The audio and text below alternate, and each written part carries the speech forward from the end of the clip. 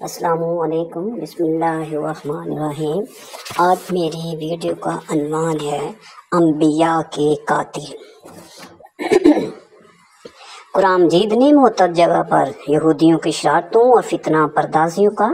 تفصیلی بیان کرتے ہوئے بار بار یہ اعلان فرمایا ہے کہ ان ظالموں نے اپنے انبیاء اور پیغمبروں کو بھی قتل کیے بغیر نہیں چھوڑا۔ چنانچہ ارشاد فرمایا کہ ان الذین یکفرون بآیات اللہ ویقتلون النبیین بغیر حق ویقتلون الذین یأمرون بالقسط من الناس فبشرہم بعذاب علیم۔ وہ جو اللہ کی آیتوں سے منکر ہوتے اور پیغمبروں کو ناحق شہید کرتے اور انصاف کا حکم کرنے والوں کو قتل کرتے ہیں، انہیں خوشخبری دردناک عذاب کی۔ حضرت ابو عبیدہ بن الجراح رضی اللہ تعالیٰ عنہ سے روایت ہے کہ نبی کریم صلی اللہ علیہ وسلم نے ارشاد فرمایا کہ یہودیوں نے ایک دن میں 45 نبیوں اور 170 صالحین کو قتل کر دیا تھا جو ان کو اچھی باتوں کا حکم دیا کرتے تھے۔ حضرت یحییٰ، حضرت زکریا علیہ السلام کی شہادت بھی اسی سلسلے کی کڑیاں ہیں۔ حضرت یحییٰ علیہ السلام کی شہادت ابن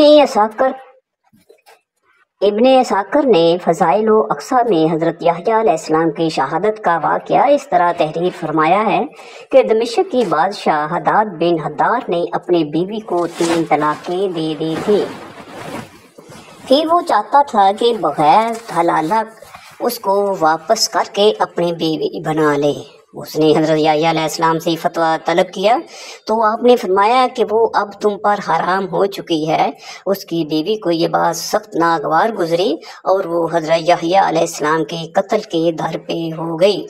چنانچہ اس نے بادشاہ کو مجبور کر کے قتل کی اجازت حاصل کر لی، اور جبکہ وہ مسجد جبرون میں نماز پڑھ رہے تھے بحالت سجدہ ان کو قتل کرا دیا اور ایک تشت میں ان کا سر مبارک اپنے سامنے منگوایا، مگر کٹا ہوا سر اس حالت میں بھی یہی کہتا رہا کہ تو بغیر حلالہ کرائے بادشاہ کے لیے حلال نہیں، اور اسی حالت پر اس پر خدا کا یہ عذاب نازل ہو گیا۔ وہ عورت سر مبارک کے ساتھ زمین میں دھنس گئی۔ حضرت زکریا علیہ السلام، یہودیوں نے جب حضرت یحییٰ علیہ السلام کو قتل کر دیا تو پھر ان کے والد ماجد حضرت زکریا علیہ السلام کی طرف یہ ظالم لوگ متوجہ ہوئے کہ ان کو بھی شہید کر دیں، مگر جب حضرت زکریا علیہ السلام نے یہ دیکھا تو وہاں سے ہٹ گئے اور ایک درخت کے شگاف میں روح پوش ہو گئے۔ یہودیوں نے اس درخت پر آرا چلا دیا۔ جب آرا حضرت زکریا علیہ السلام پر پہنچا تو خدا کی وحی آئی کہ خبردار اے زکریا، اگر آپ نے کچھ بھی آہذاری کی تو ہم پورے روئے زمین کو تہ و بالا کر دیں گے، اور اگر تم نے صبر کیا تو ہم بھی ان یہودیوں پر اپنا عذاب نازل کر دیں گے۔ چنانچہ حضرت زکریا علیہ السلام نے صبر کیا اور ظالم یہودیوں نے درخت کے ساتھ ان کے بھی 2 ٹکڑے کر دیے۔ اس میں تھوڑا سا اختلاف ہے کہ حضرت یحییٰ علیہ السلام کی شہادت کا واقعہ کس جگہ پیش آیا ہے۔ پہلا قول یہ ہے کہ مسجد جبرون میں شہادت ہوئی، مگر حضرت سفیان ثوری نے شمر بن عطیہ سے یہ قول نقل کیا ہے کہ بیت المقدس میں ہیکل سلیمانی اور قربان گاہ کے درمیان آپ شہید کیے گئے، جس جگہ آپ سے پہلے 70 انبیاء علیہ السلام کو یہودی قتل کر چکے تھے۔ بہرحال یہ سب کو مسلم ہے کہ یہودیوں نے حضرت یحییٰ علیہ السلام کو شہید کر دیا، اور جب حضرت عیسیٰ علیہ السلام کو ان کی شہادت کا حال معلوم ہوا تو آپ نے اعلان اپنی دعوت حق کا آغاز شروع کر دیا، اور بالآخر یہودیوں نے آپ کے قتل کا بھی منصوبہ بنا لیا، بلکہ قتل کے لیے آپ کے مکان میں ایک یہودی داخل بھی ہو گیا، مگر اللہ تعالیٰ نے آپ کو ایک بدلی بھیج کر آسمان پر اٹھا لیا، جس کا مفصل واقعہ عجائب القرآن میں مذکور ہے۔ حضرت یحییٰ اور حضرت زکریا علیہ السلام کی شہادت کے واقعات اور حالات سے اگرچہ حقیقت میں نگاہیں بہت سے نتائج حاصل کر سکتی ہیں، ताहम चंद बातें खसूसी तौर पर काबिले तवज्जो हैं। दुनिया में उन यहूदियों से ज़्यादा शकील कल्ब और बदबख्त कोई और नहीं हो सकता जो हज़रत अंबिया अलैहिस्सलाम को नाहक कत्ल करते थे। हालांकि ये बरगज़ीदा और मुक़द्दस हस्तियाँ ना किसी को सताती थी, ना किसी के माल व दौलत पर हाथ डालती थी, बल्कि बगैर किसी उजरत व इवज़ के लोगों की इस्लाह करके उन्हें फलाह व सआदत दारैन की इज़्ज़तों से सरफराज करते थे। चुनाचे हज़रत अबू बैदा सहाबी रज़ियल्लाहु तआला अन्हु ने हुज़ूर अक़दस सल्लल्लाहु अलैहि वसल्लम से दरियाफ्त किया कि क़यामत के दिन सबसे बड़े और ज़्यादा अज़ाब का मुस्तहक़ कौन होगा? तो आपने इरशाद फरमाया, राजुलुन क़तला नबिय्यन औ मन अमरा बिल मारूफ़ि व नहा अनिल मुनकरी।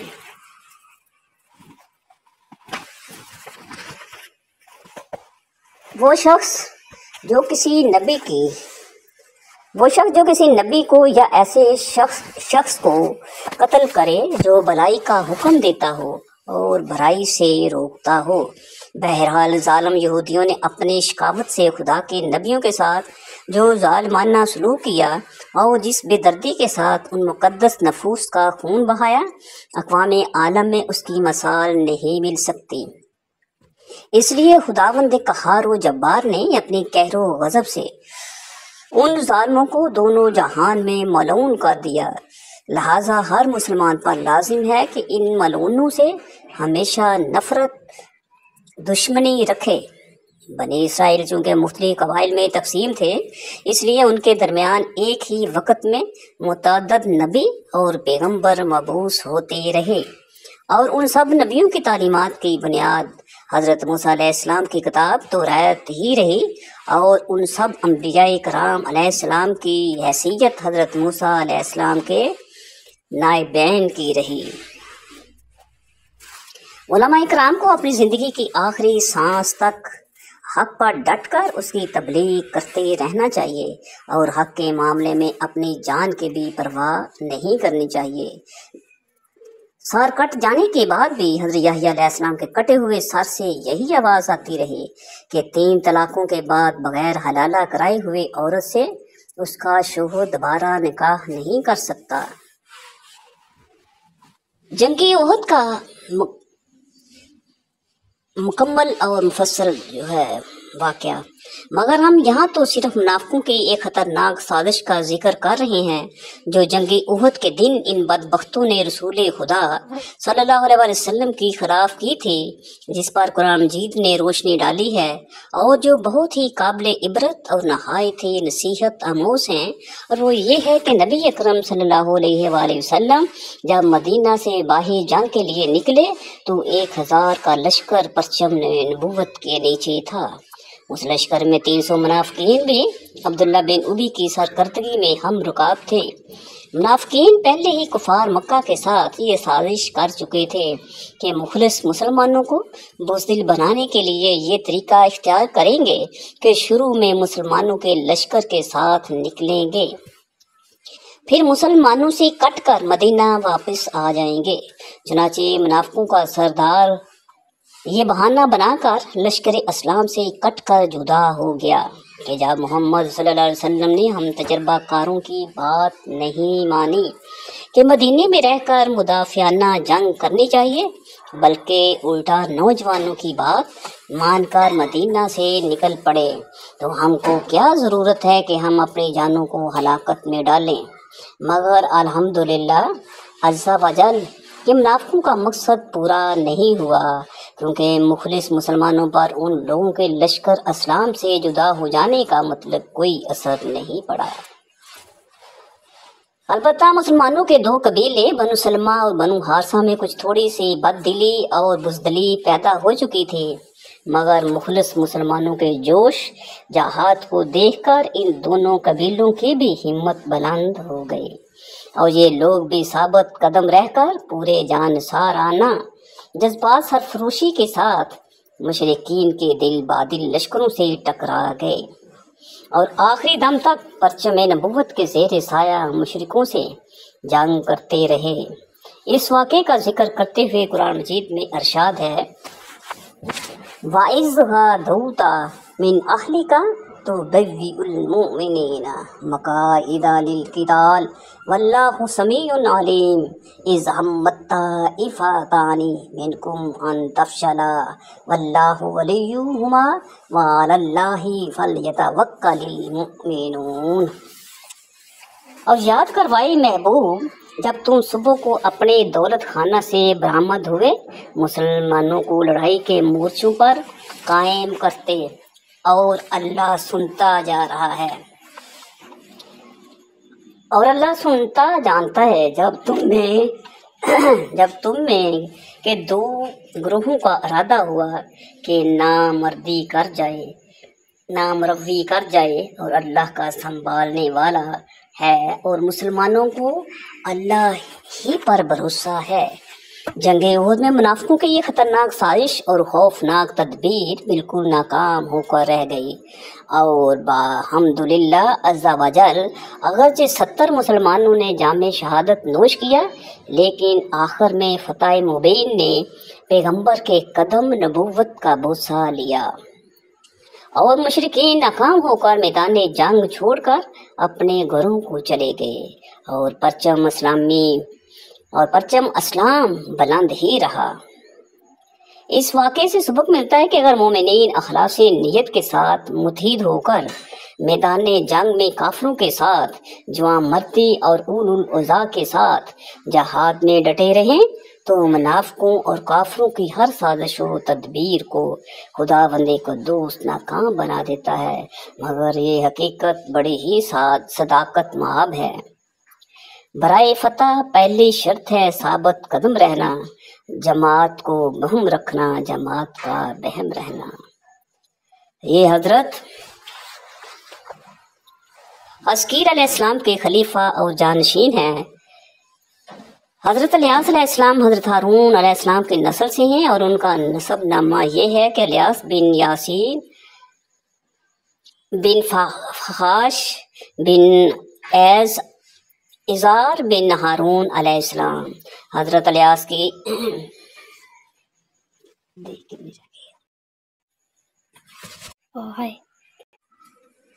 حضرت الیاس علیہ السلام کی بعثت کے متعلق مفسرین و مورخین کا اتفاق ہے کہ وہ شام کے باشندوں کی ہدایت کے لیے بھیجے گئے، اور بالیب کا مشہور شہران اور بالیب کا مشہور شہر ان کی رسالت و ہدایت کا مرکز تھا۔ ان دنوں بالیبک شہر پر ارجب نامی بادشاہ کی حکومت تھی، جو ساری قوم کو بت پرستی پر مجبور کیے ہوئے تھا، اور ان لوگوں کا سب سے بڑا بت بال تھا،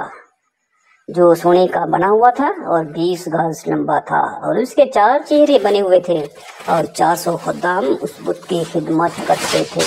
جن کو ساری قوم بیٹوں کی طرح مانتی تھی، اور اس بت میں سے شیطان کی آواز آتی تھی جو لوگوں کو بت پرستی اور شرک کا حکم سنایا کرتی تھی۔ اس ماحول میں حضرت الیاس علیہ السلام ان لوگوں کو توحید اور خدا پرستی کی دعوت دینے لگے، مگر قوم ان پر ایمان نہیں لائی، بلکہ شہر کا بادشاہ ارجب ان کا دشمن جان بن گیا۔ اس نے حضرت الیاس کو قتل کر دینے کا ارادہ کر لیا، چنانچہ آپ شہر سے ہجرت فرما کر پہاڑوں کی چوٹیوں اور غاروں میں روپوش ہو گئے، اور پورے 7 برس تک خوف و ہراس کے عالم میں رہے، اور جنگلی گھاسوں اور جنگل کے پھولوں اور پھلوں پر زندگی بسر فرماتے رہے۔ بادشاہ نے آپ کی گرفتاری کے لیے بہت سے جاسوس مقرر کر دیے تھے۔ آپ نے مشکلات سے تنگ آ کر یہ دعا مانگی کہ الہی مجھے ان ظالموں سے نجات اور راحت عطا فرما۔ تو آپ پر وحی آئی کہ تم فلاں دن فلاں جگہ پر جاؤ، اور وہاں جو سواری ملے بلا خوف اس پر سوار ہو جاؤ۔ چنانچہ اس دن اس مقام پر آپ پہنچے تو ایک سرخ رنگ کا گھوڑا کھڑا تھا، آپ اس پر سوار ہو گئے، اور گھوڑا چل پڑا تو آپ کے چچا زاد بھائی نے آپ کو پکارا اور عرض کیا کہ اب میں کیا کروں؟ تو آپ نے اپنا کمبل ان پر ڈال دیا۔ یہ نشانی تھی کہ میں نے تم کو بنی اسرائیل کی ہدایت کے لیے اپنا خلیفہ بنا دیا۔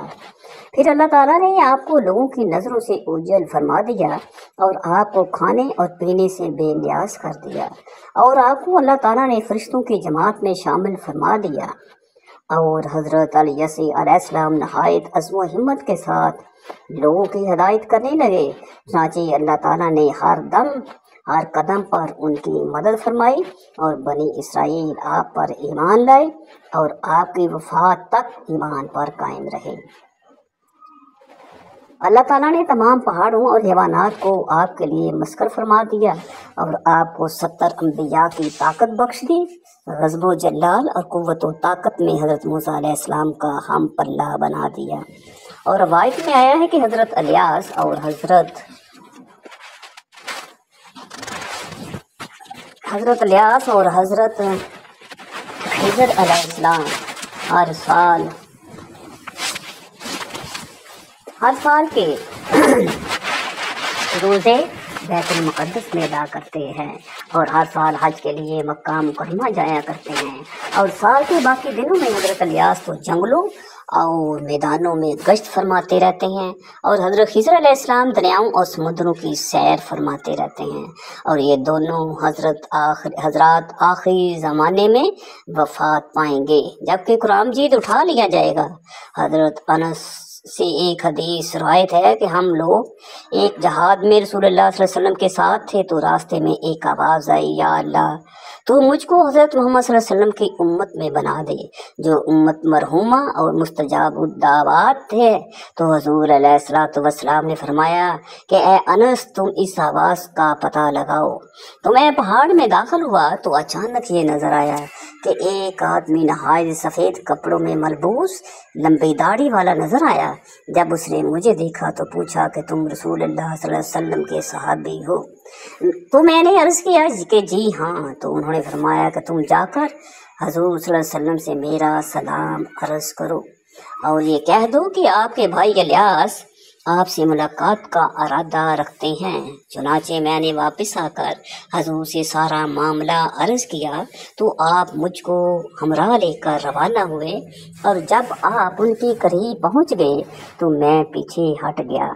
پھر دونوں صاحبان دیر تک گفتگو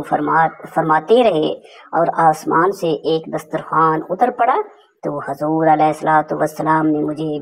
بھیجا، اور میں نے دونوں حضرات کے ساتھ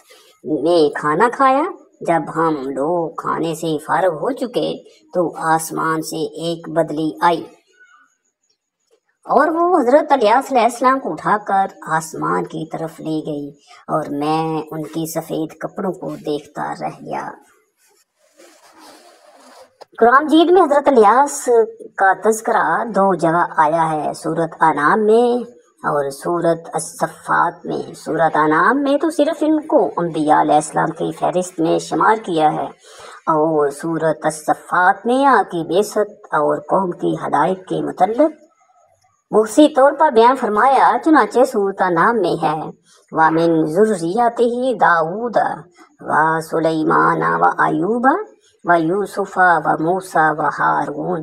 وَكَذَٰلِكَ نَجْزِي الْمُحْسِنِينَ وزكريا ويحيى وعيسى وإلياس كل من الصالحين وإسماعيل واليسع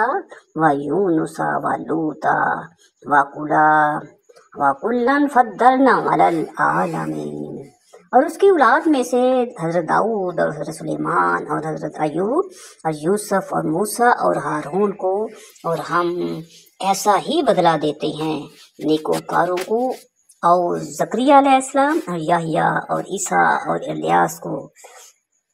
یہ سب ہمارے قرب کے لائق ہیں، اور اسماعیل اور یسع اور یونس اور لوط کو، اور ہم نے ہر ایک کو اس کے وقت میں سب پر فضیلت دی۔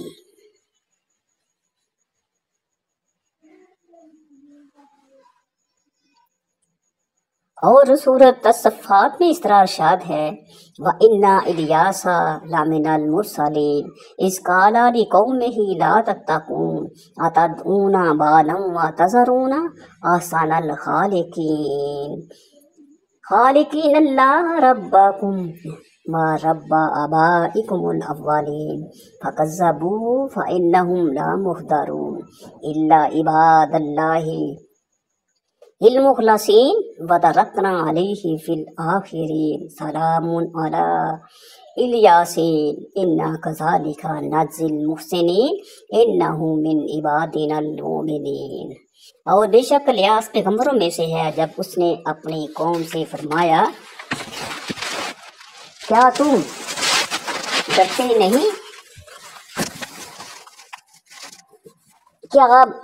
बेर को पूजते हो और छोड़ते हो? सबसे अच्छा पैदा करने वाला अल्लाह का जो रब है, तुम्हारा और तुम्हारे अगले बाप दादा का।